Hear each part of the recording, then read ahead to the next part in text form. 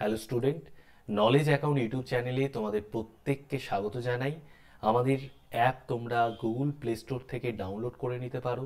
Knowledge account official নামে Google play store থেকে আমাদের অ্যাপ পেয়ে যাবে। প্রতিদিন সকাল 10টার সময় আমি সোম থেকে শুক্র জিকে প্র্যাকটিস সেশনের ক্লাস নিয়ে আসছি, তো প্রত্যেকে লাইভ ক্লাস অ্যাটেন্ড করার চেষ্টা করবে, ঠিক আছে? আর আমাদের মান্থলি ম্যাগাজিনও তুমি আমাদের কাছ থেকে পারচেস করে নিতে পারো। তো চলে যাই আজকে কোশ্চেনে। ফার্স্ট কোশ্চেন, এমআইসিআর এর পূর্ণ রূপ কি, ফুল ফর্ম কি? এমআইসিআর এর full form magnetic ink character recognition. তো এমআইসিআর এর ফুল ফর্ম হচ্ছে option A, magnetic ink character recognition. MICR এর full form magnetic ink character recognition. IFSC, IFSC, ঠিক আছে? তো আইএফএসসির কোড কি? কোড নয়, ফুল ফর্ম কি? Indian financial system code. Indian financial system code. NEFT full form কি? National electronic fund transfer. National electronic fund transfer. ATM এর full form হলো automated teller machine. Automated teller machine. তো এই যে চারটে full form বললাম, এটা কিন্তু পরীক্ষার জন্য খুবই ইম্পর্টেন্ট, ঠিক আছে? অবশ্যই এই চারটে ফুল ফর্ম তোমরা কিন্তু মাথায় রাখবে। ওকে, চলো নেক্সট কোশ্চেন যাই। নিম্নলিখিত শব্দের কোন ধর্মের উপর নির্ভর করে টেথোস্কোপ কাজ করে? তো কোন ধর্মের উপর নির্ভর করে টেথোস্কোপ কাজ করে? শব্দের প্রতিফলন ধর্মের উপর নির্ভর করে কিন্তু টেথোস্কোপ কাজ করে, তাই না? প্রতিফলন অপশন বি হয়ে যাবে আমাদের রাইট অ্যান্সার। শব্দের প্রতিফলন ধর্মের উপর কাজ করে, ধর্মের উপর ভিত্তি করেই কিন্তু টেথোস্কোপ কাজ করে। নেক্সট কোশ্চেনে যাই। বৃক্কের গঠনগত ও কার্যগত একক, বৃক্কের গঠনগত কার্যগত একক কোনটি? নেফ্রন হলো বৃক্কের গঠনগত ও কার্যগত একক। তো অপশন বি হয়ে যাবে আমাদের রাইট অ্যান্সার। বৃক্কের গঠনগত কার্যগত একক হলো নেফ্রন, আর স্নায়ুর গঠনগত ও কার্যগত একক হলো নিউরন। স্নায়ুর গঠনগত ও কার্যগত একক নিউরন, আর বৃক্কের গঠনগত কার্যগত একক নেফ্রন। তো দুটোই কিন্তু ইম্পর্টেন্ট পরীক্ষার জন্য। নেক্সট, সকলোত্তর পথনাদ কাকে বলা হয়? সকলোত্তর পথনাদ কাকে বলা হয়? তো হর্ষবর্ধনকে কিন্তু সকলোত্তর পথনাদ বলা হয়। অপশন সি হয়ে যাবে, হর্ষবর্ধন হয়ে যাবে আমাদের রাইট অ্যান্সার। দ্বিতীয় পুলকেশী হর্ষবর্ধনকে সকলেত্তর পথনাদ বা উত্তরা পথের প্রভু বলা হয়। দ্বিতীয় পুলকেশী সভাকবি ছিলেন রবিকীর্তি। রচিত আইহোল প্রশস্তি থেকে এই কথা আমরা জানতে পারি, ঠিক আছে? তো আইহোল প্রশস্তি কে রচনা করেন? রবিকীর্তি, ঠিক আছে? চলো নেক্সট কোশ্চেন চলে যাই। মাজুলি দ্বীপ কোথায় অবস্থিত? মাজুলি দ্বীপ হচ্ছে ব্রহ্মপুত্র নদী অসমে অবস্থিত, ঠিক আছে? অসমের ব্রহ্মপুত্র নদীর কাছে কিন্তু মাজুলি দ্বীপ অবস্থিত। ব্রহ্মপুত্র উপত্যকায় এটি অবস্থিত, ঠিক আছে? আর এটি হচ্ছে পৃথিবীর বৃহত্তম নদীদ্বীপ। নেক্সট কোশ্চেন, কোন পরিবর্তনটি মোমবাতির দহনে ঘটে? কোন পরিবর্তনটি মোমবাতির দহনে ঘটে? ভৌত পরিবর্তন, রাসায়নিক পরিবর্তন, ভৌত রাসায়নিক পরিবর্তন, উভয়। তো রাইট অ্যান্সার কি হবে? রাইট অ্যান্সার হয়ে যাবে ভৌত ও রাসায়নিক পরিবর্তন। এই উভয় পরিবর্তন কিন্তু মোমবাতির দহনে ঘটে। যখন মোমবাতির দহন হয় তখন দেখো মোমবাতির দহনে কি হয়? মোমবাতির একটা ভৌত পরিবর্তন ঘটে গলনের ফলে, আর কি হয়? রাসায়নিক পরিবর্তন হয়ে CO2 আর H2O কিন্তু উৎপন্ন হয়। রাসায়নিক পরিবর্তনে CO2 এবং H2O উৎপন্ন হয় মোমবাতির দহনে, আর ভৌত পরিবর্তনে কি হয়? মোমবাতির গলন হয়, ঠিক আছে? তো এটা ভৌত এবং রাসায়নিক দুটো পরিবর্তনই কিন্তু মোমবাতির দহনের ফলে হয়। নেক্সট কোশ্চেনে চলে যাই। ভারতের বাণিজ্যিক রাজধানী হলো, ভারতের বাণিজ্যিক রাজধানী কোনটা? মুম্বাই। মুম্বাই হয়ে গেল ভারতের বাণিজ্যিক রাজধানী। বর্তমানে মুম্বাই ভারতের বাণিজ্যিক রাজধানী ও বিশ্ব অর্থনীতির একটি অন্যতম প্রধান কেন্দ্র। মুম্বাইকে ভারতের প্রবেশদ্বারও বলা হয়, ঠিক আছে? তো ভারতের প্রবেশদ্বারের নাম কি? মুম্বাই। নেক্সট কোশ্চেনে চলে যাই। আমজাদ আলী খান কোন বাদ্যযন্ত্রের সঙ্গে যুক্ত? আমজাদ আলী খান কোন বাদ্যযন্ত্রের সঙ্গে যুক্ত? তো রাইট অ্যান্সার কি হবে? সরোদ। ইনি একজন সরোদ বাদক, ঠিক আছে? আমজাদ আলী খান একজন ধ্রুপদী সরোদ বাদক। ইনি রাজীব গান্ধী জাতীয় সম্ভাবনা পুরস্কার পেয়েছেন, ঠিক আছে। একবিং। আর 1975 সালে ইনি পদ্মশ্রী পেয়েছেন, এটা ইম্পর্টেন্ট। 1975 সালে ইনি পদ্মশ্রী পেয়েছেন, আর 1991 সালে পদ্মভূষণ পেয়েছেন। এই দুটো পয়েন্ট আমাদেরকে মনে রাখতে হবে। 1975 সালে ইনি পদ্মশ্রী পেয়েছেন, 1991 সালে পদ্মভূষণ পুরস্কার পেয়েছেন। মল্লিকা সারাভাই কোন ক্ষেত্রের সঙ্গে যুক্ত? তো রাইট অ্যান্সার কি হবে? রাইট অ্যান্সার হবে উচ্চাঙ্গ নৃত্যের সঙ্গে এই মল্লিকা সারাভাই যুক্ত। মল্লিকা সারাভাই হলেন মৃণালিনী সারাভাই এবং মহাকাশ বিজ্ঞানী বিক্রম সারাভাইয়ের কন্যা মল্লিকা সারাভাই। ইনি কুচিপুড়ি এবং ভরতনাট্যমের একজন সুদক্ষ নৃত্যশিল্পী, ঠিক আছে। নেক্সট কোশ্চেনে চলে যাই। নিম্নলিখিত কোন রাজ্য 1 ডিসেম্বর, এটা ফার্স্ট হবে, 1 ডিসেম্বর রাজ্য দিবস পালন করে? তো নিম্নলিখিত কোন রাজ্য 1 ডিসেম্বর রাজ্য দিবস পালন করে? নাগাল্যান্ড। নাগাল্যান্ড রাজ্য দিবস পালন করে, ঠিক আছে, 1 ডিসেম্বর। 1963 সালের 1 ডিসেম্বর ভারতের 16তম রাজ্য হিসেবে নাগাল্যান্ড আত্মপ্রকাশ করে, ঠিক আছে। এবং 1963 সালের এই 1 ডিসেম্বর দিনটি ভারতের 16তম রাজ্যে পরিণত হয় নাগাল্যান্ড। নাগাল্যান্ডের চারপাশের সীমানাটা যদি আমরা দেখি তাহলে আমরা কি কি রাজ্যকে দেখতে পাবো? উত্তর পূর্বে দেখতে পাবো আসাম, অরুণাচল প্রদেশ, তারপর মণিপুর, মায়ানমার, এই সমস্ত দেশ, মায়ানমার দেশ এবং বিভিন্ন রাজ্য দ্বারা কিন্তু নাগাল্যান্ডের সীমানা, ঠিক আছে, সীমানায় এই রাজ্য আর দেশগুলো দেখতে পাই। ইম্পর্টেন্ট পয়েন্ট যেটা, সেটা হচ্ছে রাজ্যের রাজধানী মায়াপুর, নাগাল্যান্ডের রাজধানী হচ্ছে কোহিমা। আর নাগাল্যান্ডে কটি উপজাতি বাস করে? 16টি উপজাতি বাস করে। দেখো এখানে 16টা উপজাতির নাম লিখে দিয়েছি, তোমরা একটু দেখে নিতে পারো।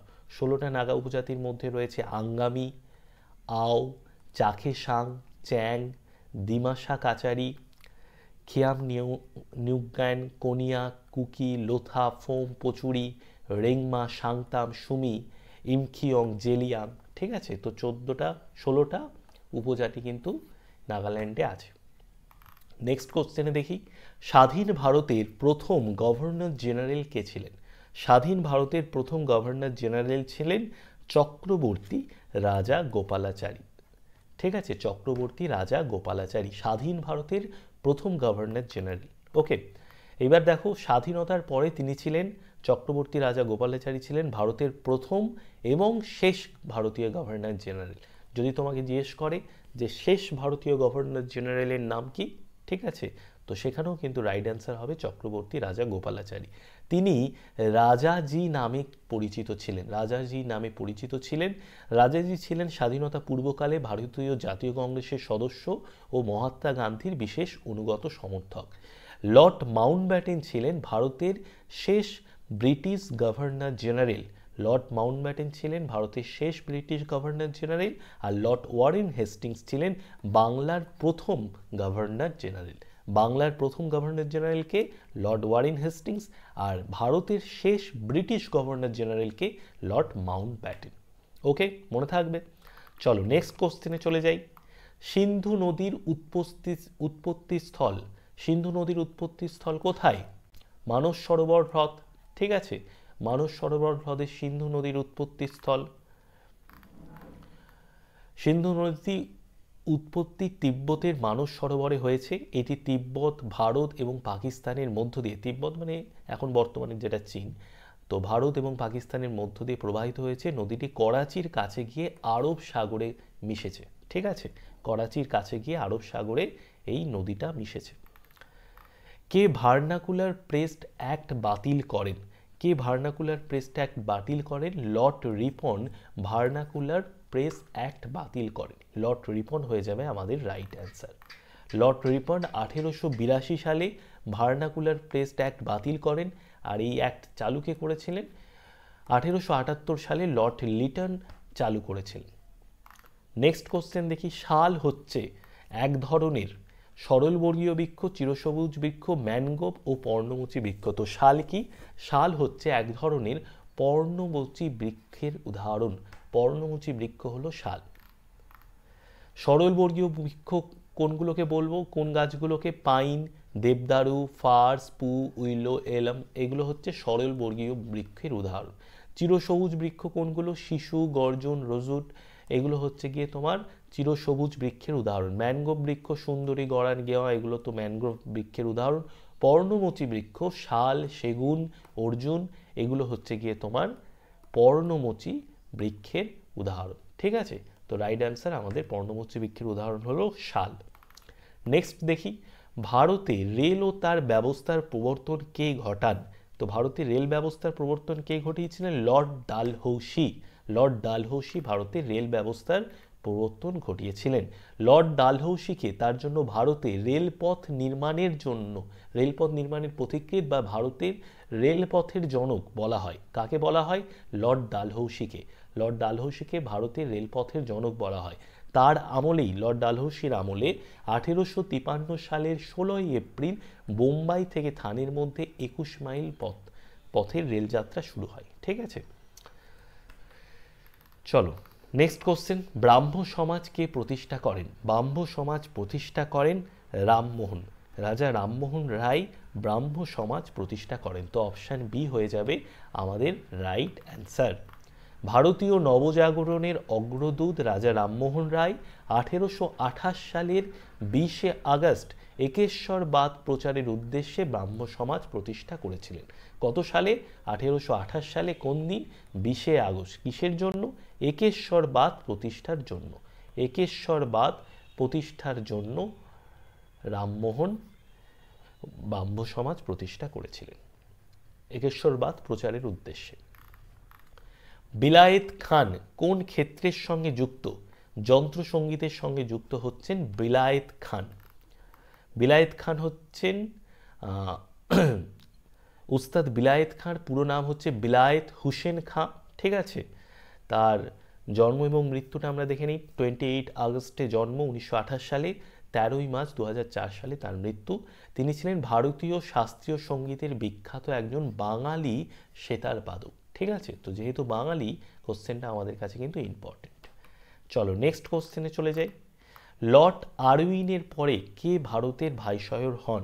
লর্ড আরউইনের পরে Lord Wavell, Lord রেডিং, Lord Wellington আর লর্ড লিনলিথগো। তো রাইট অ্যান্সার কি হবে? লর্ড আরউইনের পরে লর্ড উইলিংটন ভারতের ভাইসরয় হয়েছিলেন। ঠিক আছে, লর্ড আরউইনের পরে ভারতের ভাইসরয় হন লর্ড উইলিংটন। ওকে, নেক্সট কোশ্চেনে চলে যাই। হ্যারি পটারের উপন্যাসগুলিতে মুখ্য খলনায়ক হলেন কে? ভল্ডেমর্ট। ভল্ডেমর্ট হলেন হ্যারি পটার উপন্যাসগুলিতে মুখ্য খলনায়ক। এই হ্যারি পটার উপন্যাস কে রচনা করেছিলেন? জে.কে. রাউলিং। জে.কে. রাউলিং ইনি হ্যারি পটার উপন্যাসগুলো রচনা করেছেন। হ্যারি পটারের লেখিকা। ঠিক আছে, ইনি একজন মহিলা। ওকে, বঙ্গদর্শনের সম্পাদক কে ছিলেন? বঙ্গদর্শনের সম্পাদক হলেন বঙ্কিমচন্দ্র চট্টোপাধ্যায়। বঙ্কিমচন্দ্র চট্টোপাধ্যায় হলেন বঙ্গদর্শনের সম্পাদক। ঠিক আছে, বঙ্গদর্শন নামে বাংলা পত্রিকাটি সম্পাদনা করেন বঙ্কিমচন্দ্র চট্টোপাধ্যায় 1872 সালে। পরে 1901 সালে রবীন্দ্রনাথ ঠাকুর এই বঙ্গদর্শন পত্রিকা সম্পাদনার ভার নেন এবং এই পত্রিকার মূল লক্ষ্য যেটা ছিল সেটা হচ্ছে জনসাধারণের মধ্যে দেশভক্তিকে প্রবলভাবে জাগিয়ে তোলা। ওকে, তো রাইট অ্যান্সার কি হবে? প্রথম কে সম্পাদনা করেছেন? বঙ্কিমচন্দ্র চট্টোপাধ্যায়। বঙ্গদর্শন এটি একটি বাংলা পত্রিকা। সুন্দরবন ওয়ার্ল্ড হেরিটেজ সাইট আখ্যা দেওয়ার কারণ কি? সুন্দরবনকে ওয়ার্ল্ড হেরিটেজ সাইট আখ্যা দেওয়ার কারণ হচ্ছে ম্যানগ্রোভ অঞ্চল ও তার বিভিন্ন জীবের প্রাচুর্য। ঠিক আছে, ম্যানগ্রোভ অঞ্চল ও তার বিভিন্ন জীবের প্রাচুর্যটার জন্য কিন্তু world heritage site, UNESCO world heritage site আখ্যা দিয়েছে। ভারতের সবচেয়ে বেশি এলাকা জুড়ে রয়েছে কোন মৃত্তিকা? ভারতের সবথেকে বেশি এলাকা জুড়ে রয়েছে ল্যাটেরাইট, লাল, কৃষ্ণ মৃত্তিকা, পলিমৃত্তিকা। তো রাইট অ্যান্সার কি হবে? পলিমৃত্তিকা।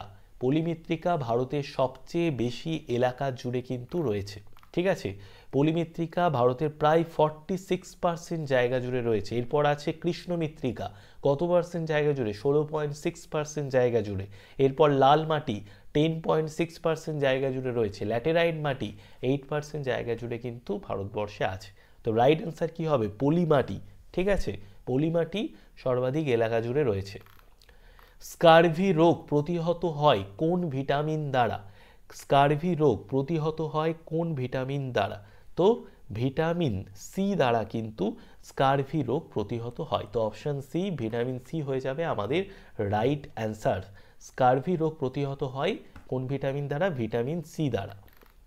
ভিটামিন সি বা অ্যাসকর্বিক অ্যাসিড দ্বারা স্কারভি রোগ প্রতিহত হয়। ঠিক আছে। আর কোন কোন ফলে ভিটামিন সি পাওয়া যায়? টক জাতীয় ফল যেমন আম, লিচু, লেবু প্রভৃতি ফলে কিন্তু ভিটামিন সি পাওয়া যায়। ঠিক আছে। আর বেশি উত্তাপে ভিটামিন সি ধ্বংস হয়ে যায়। চলো নেক্সট কোশ্চেন দেখি। আইনি আকবরী কে লিখেছিলেন? একদমই সহজ কোশ্চেন। আইনি আকবরী লিখেছেন কিন্তু আবুল ফজল। আবুল ফজল আইনি আকবরী লিখেছেন। আইনি আকবরী আবুল ফজল রচনা করেছেন। তিনি আকবর নামাও রচনা করেছেন। ঠিক আছে। আকবর নামা এবং আইনি আকবরী এই দুটো বই কিন্তু আবুল ফজল রচনা করেছেন। ইনি আকবরের রাজসভায় ছিলেন। ঠিক আছে। আবুল ফজল। ভগৎ সিং কবে শহীদ হয়েছিলেন? তো 1931 সালে শহীদ হয়েছিলেন। ঠিক আছে। বিপ্লবী ভগৎ সিং ও তার সহযোগী রাজগুরু 1928 খ্রিস্টাব্দে লাহোরে বিতর্কিত পুলিশ অফিসার স্যান্ডার্সকে হত্যা করার জন্য লাহোর ষড়যন্ত্র মামলায় 1931 সালের 23শে মার্চ ভগৎ সিং এবং তার দুই সহযোগীকে ফাঁসি দেওয়া হয়েছিল। তো উনি কোন দিন শহীদ হয়েছিলেন? 1931 সালের 23শে মার্চ। ঠিক আছে। লাহোর ষড়যন্ত্র মামলায় ওনার ফাঁসি হয়েছিল। চলো নেক্সট কোশ্চেন দেখি। অপু চরিত্রটি খুঁজে পাই। অপু চরিত্রটি কোথায় খুঁজে পাই? আমরা প্রত্যেকেই পথের পাঁচালী সিনেমাটা নিশ্চয়ই দেখেছি। এখানে আছে আমাদের অপু চরিত্রটা। এই যে উপন্যাসগুলোর নাম লেখা আছে ইছামতি, আরণ্যক, পথের পাঁচালী, দেবযান, এগুলো প্রত্যেকটাই কিন্তু বিভূতিভূষণের লেখা। ঠিক আছে। বিভূতিভূষণের লেখা হচ্ছে এই প্রত্যেকটা উপন্যাস। ইছামতি নদীকে নিয়ে লেখা। আরণ্যক এখনকার যেটা ঝাড়খণ্ড, লপটুলিয়া সেই সময়কার সেই জায়গাকার কাহিনী নিয়ে লেখা। ঠিক আছে। চলো নেক্সট দেখি। কে অস্ত্র আইন পাশ করেছিলেন? অস্ত্র আইন কে পাশ করেছিলেন? Lord Lytton. লর্ড লেটন অস্ত্র আইন পাশ করেছিলেন। 27 বি হয়ে যাবে আমাদের রাইট অ্যান্সার। লর্ড লেটন 1878 সালে ভারতীয় অস্ত্র আইন পাশ করেন, যা অনুযায়ী যদি লাইসেন্স না থাকে তাহলে কোনো ভারতীয় কিন্তু অস্ত্র বহন যদি করে তাহলে সেটা ফৌজদারি অপরাধ হিসেবে গণ্য হবে। তো এই আইন ব্রিটিশদের ক্ষেত্রে কিন্তু কোনো প্রযোজ্য হয়নি। ঠিক আছে। এটা শুধু ভারতীয়দের ক্ষেত্রেই প্রযোজ্য ছিল। 1878 সালে লর্ড লিটন ভারতীয় অস্ত্র আইন পাশ করেন। নেক্সট কোশ্চেন দেখি। বুদ্ধচরিত কে লিখেছিলেন? বুদ্ধচরিত কে লিখেছেন? বুদ্ধচরিত লিখেছেন অশ্ব ঘোষ।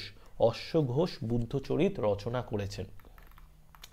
গৌতম বুদ্ধের জীবনী অবলম্বনে বৌদ্ধ পণ্ডিত অশ্ব ঘোষ সংস্কৃত ভাষায় বুদ্ধচরিত রচনা করেন। কোন ভাষায়? সংস্কৃত ভাষায় বুদ্ধচরিত রচনা করেন। ইনি কুষাণ সম্রাট কনিষ্কের সমসাময়িক। চতুর্থ বৌদ্ধ সম্মেলনে ইনি কিন্তু বসুমিত্রের সঙ্গে, যখন আমাদের কটা বৌদ্ধ সম্মেলন হয়েছিল? প্রথম 4টে বৌদ্ধ সম্মেলন হয়েছিল। প্রথম বৌদ্ধ সম্মেলন, দ্বিতীয়, তৃতীয়, চতুর্থ। তো চতুর্থ বৌদ্ধ সম্মেলন যখন হন তখন কিন্তু এই বসুমিত্র এবং অশ্বঘোষ এরা কিন্তু সভাপতির আসনে বসেছিলেন। ঠিক আছে। এবং কোন সম্রাটের আমলে হয়েছিল এই চতুর্থ বৌদ্ধ সম্মেলন? সম্রাট কনিষ্ক। ঠিক আছে। সম্রাট কনিষ্কের সময়। ওকে, মনে থাকবে। চলো নেক্সট কোশ্চেনে চলে যাই। কালকূট ছদ্মনাম রচিত। কালকূট ছদ্মনামে রচিত হচ্ছে। কালকূট ছদ্মনামটা কে ব্যবহার করতেন? সমরেশ বসু। সমরেশ বসুর ছদ্মনাম হচ্ছে কালকূট। 29 সি। দ্বীন-ই ইলাহি কে প্রতিষ্ঠা করেন? দ্বীন-ই ইলাহি প্রতিষ্ঠা করেন হচ্ছে আকবর। ঠিক আছে। এই ধর্মমতটা আকবর প্রতিষ্ঠা করেন। কত সালে প্রতিষ্ঠা করেছিলেন? 1582 খ্রিস্টাব্দে দ্বীন-ই ইলাহি আকবর প্রতিষ্ঠা করেন। মুঘল সম্রাট আকবর, আকবরের হিন্দু মন্ত্রী বীরবল প্রথম এই ধর্ম কিন্তু গ্রহণ করেছিলেন। ঠিক আছে। আর দ্বীন-ই ইলাহি কথার অর্থ হচ্ছে স্বর্গীয় একেশ্বরবাদ বা দেবাদেশ। ঠিক আছে। জীবাশ্মের বয়স জানতে কোন আইসোটোপটি ব্যবহৃত হয়? তো জীবাশ্মের বয়স জানতে কোন আইসোটোপ ব্যবহার করা হয়? C12, C14, U25, U237। তো তোমরা কিন্তু এই অ্যান্সারটা হোমওয়ার্ক হিসেবে থাকলেও তোমরা প্রত্যেকে কমেন্টে লিখবে। ঠিক আছে। জীবাশ্মের বয়স জানতে কোন আইসোটোপটি ব্যবহৃত হয়। চলো, আজকে এতদূর অবধি ক্লাসটা যদি ভালো লাগে অবশ্যই তোমরা একটা লাইক করে দিও। আর পরবর্তী ক্লাসে মানে কালকের ক্লাসে 10টার সময় আবার তোমাদের সাথে দেখা হচ্ছে। প্রত্যেকে লাইভ ক্লাস অ্যাটেন্ড করার চেষ্টা করো, তাহলে দেখবে প্রতিদিন ক্লাস তুমি ঠিক 10টার সময় অ্যাটেন্ড করে নিতে পারছো। তো বেস্ট অফ লাক, ভালো করে পড়াশুনো করো, আবার কালকে তোমাদের সাথে দেখা হবে।